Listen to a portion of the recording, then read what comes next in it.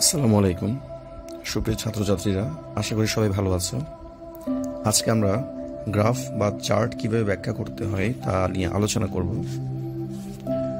তো প্রথমে বলে রাখি, গ্রাফ বা চার্ট তোমাদের এইচএসসিতে ফার্স্ট ইয়ারে বা প্রথম পত্রে একটি গুরুত্বপূর্ণ প্রশ্ন, যেটা তোমাদের ইন্টারনাল পরীক্ষায় আসবে, অর্থাৎ কলেজের যে পরীক্ষাগুলো হয়, সাময়িক পরীক্ষা বা ফাইনাল পরীক্ষা, সেগুলো আসবে, এবং যে বোর্ড পরীক্ষা সেখানেও কিন্তু এই প্রশ্নটা আসে। তো আজকে আমরা জানবো কিভাবে এই চার্ট বা গ্রাফ এক্সপ্লেইন করতে হয় বা অ্যানালাইজ করতে হয়। প্রথমত, গ্রাফ কিংবা চার্টের মূল ধারণা চিহ্নিত করা, প্রথম বাক্যে এটাকে কেন্দ্র করে বিষয়বস্তু উপস্থাপন করা।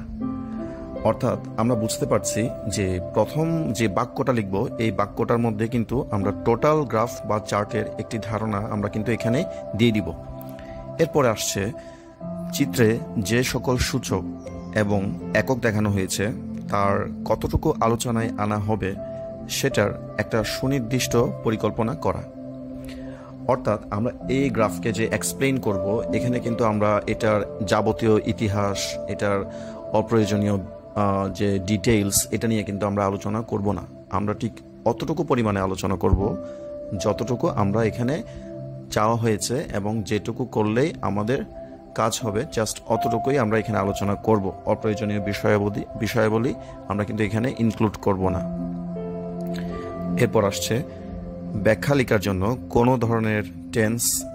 ধরনের টেন্স ব্যবহার করা হবে সেটা ঠিক করা। আমরা পাস্ট টেন্সও লিখতে পারি, প্রেজেন্ট টেন্সও লিখতে পারি, কিংবা চিত্রের বা গ্রাফের ধরন অনুযায়ী ফিউচার টেন্সে লেখার প্রয়োজন হলে সেটাও কিন্তু লিখতে হবে। তো এটা আমাদেরকে গ্রাফ বা চার্টের যে তথ্য আছে সেই তথ্য দিয়ে কিন্তু আমরা ধরে নিতে হবে বা বুঝে নিতে হবে এটা কোন টেন্সে লিখতে হবে।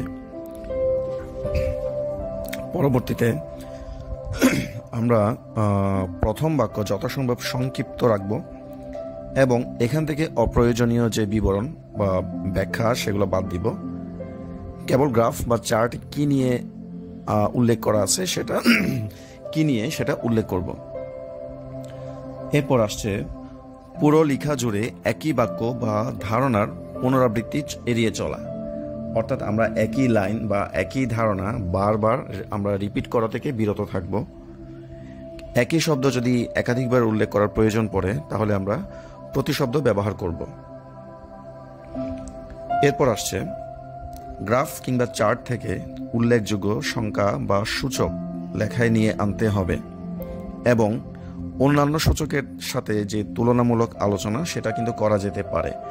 অর্থাৎ আমরা যদি কোনো গ্রাফে দেখি যে কোনো একটা ফর এক্সাম্পল এখানে 80% হচ্ছে একটা মোবাইল ব্যবহার করে এই এলাকায়, তাহলে কিন্তু এটা একটা প্রমিনেন্ট ফিগার বা প্রমিনেন্ট নাম্বার। এটা কিন্তু আমাদেরকে অবশ্যই আলোচনায় নিয়ে আসতে হবে। যেগুলো সবচেয়ে গুরুত্বপূর্ণ ফিগার বা বড় অ্যামাউন্ট, সেগুলো আমরা আমাদের গ্রাফে নিয়ে আসব।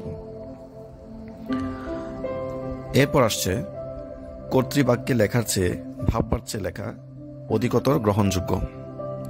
সর্বনাম পদ কিংবা ব্যক্তিগত দৃষ্টিভঙ্গি যেমন আই থিঙ্ক, উই থিঙ্ক, এগুলো এড়িয়ে চলতে হবে।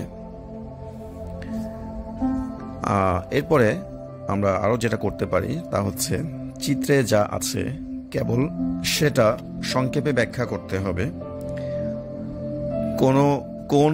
কোন প্রেক্ষাপটে ঘটেছে এসব বিষয় নিয়ে আমরা এখানে আলোচনা করা অপ্রয়োজনীয়।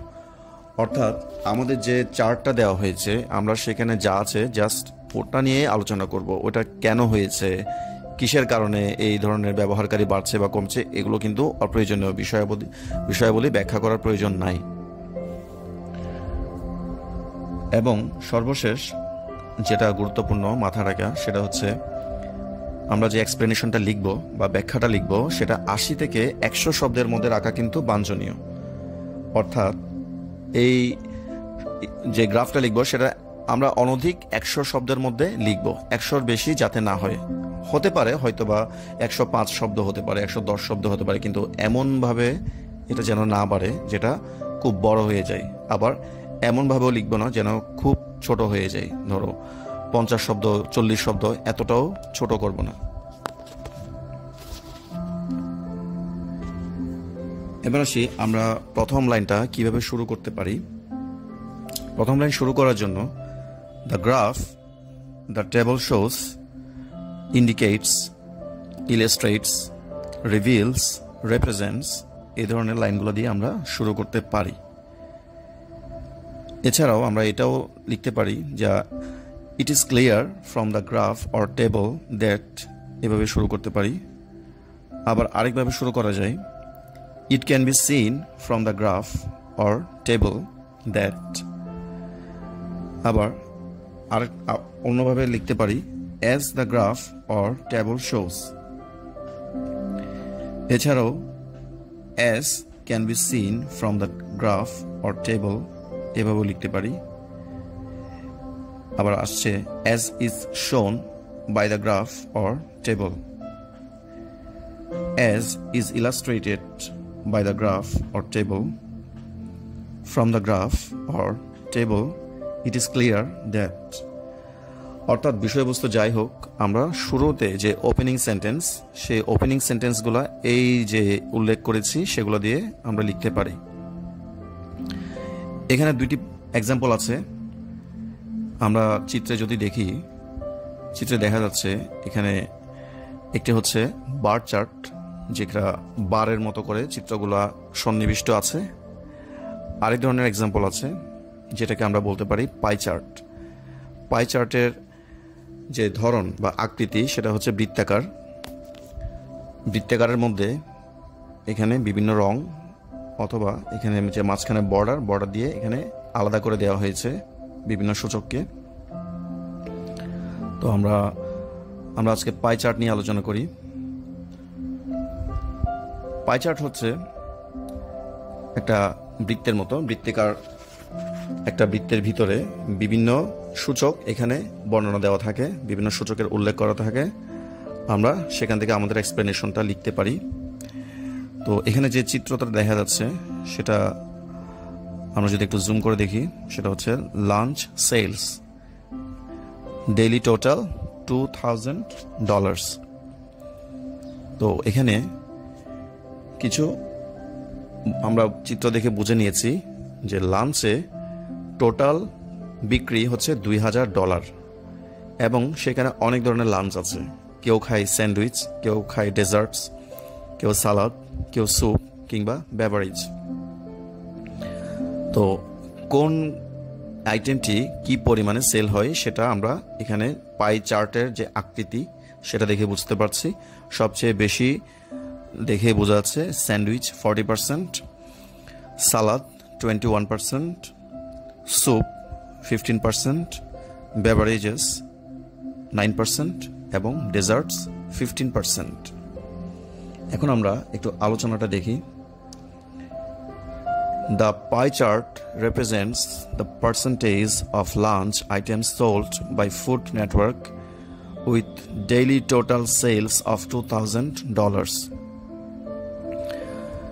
তাহলে এখানে আমরা প্রথম লাইনে যা লিখেছি, the pie chart represents the percentage of lunch item sold by food network. অর্থাৎ ফুড নেটওয়ার্কের একটা প্রতিষ্ঠান, সেটা যে পরিমাণ লাঞ্চ সেল করে সেটা এই পাই চার্ট দিয়ে রিপ্রেজেন্ট বা এটা দিয়ে বোঝানো হয়েছে। ডেইলি টোটাল সেলস অফ $2,000, যার দৈনিক মূল্যমান হচ্ছে $2,000। It can be seen from the chart that there are 5 different items. আমরা যে 5টা আইটেমের নাম পড়েছি সেই আইটেমগুলো এখানে আমরা লিখব। সেটা হচ্ছে কি স্যান্ডউইচেস, অর্থাৎ স্যান্ডউইচ, পাউরুটি দিয়ে যে স্যান্ডউইচ বানাই সেটা, সালাদ, আমরা সবাই জানি সালাদ কি, স্যুপ হচ্ছে যেটা তরল জাতীয় একটা খাবার, বেভারেজ হচ্ছে কোল্ড ড্রিঙ্কস আমরা যেটাকে বলি বা পানীয়, কোমল পানীয়, অ্যান্ড ডেজার্টস হচ্ছে এক ধরনের মিষ্টান্ন যা আমরা খাবারের পরে খাই, ভারী খাবারের পরে হালকা একটা খাবার। Among them 40% of the total sales is seen for sandwiches. তাদের মধ্যে 40% মোট বিক্রির 40% স্যান্ডউইচে দেখা যায়। এটা এভাবে লেখা হয়েছে। এরপর কি লিখেছে আমরা দেখি, the rate of salad sales is 21%। সালাদের বিক্রির পরিমাণ হচ্ছে 21%। Both soup and desserts are seen to be sold with equal percentage, that is 15%. অর্থাৎ এখানে চিত্রে দেখা যাচ্ছে ডেজার্ট এবং স্যুপ দুটিরই পরিমাণ হচ্ছে 15% বা 15%. The lowest percentage of sales is seen in the case of beverages, that is 9%. এখন দেখো চিত্রের মধ্যে আমরা যে সবচেয়ে সর্বনিম্ন যেটা সংখ্যা সেটা হচ্ছে বেভারেজ বা কোমল পানীয়। কোমল পানীয়ের বিক্রির পরিমাণ হচ্ছে 9%, যেটা সর্বনিম্ন। যেটা সর্বনিম্ন সেটা কিন্তু এইভাবে লিখতে পারি আমরা যে the lowest percentage. To sum up, it is clear from the chart that sandwich is the most popular lunch item sold by the shop. অর্থাৎ আমরা যদি এটাকে সংক্ষেপে বলতে পারি, এটা নিশ্চিত বা এটা পরিষ্কার যে চার্ট থেকে যে এই স্যান্ডউইচ আইটেমটা লাঞ্চ হিসেবে সবচেয়ে বেশি জনপ্রিয় এই দোকানে যা বিক্রি হয়।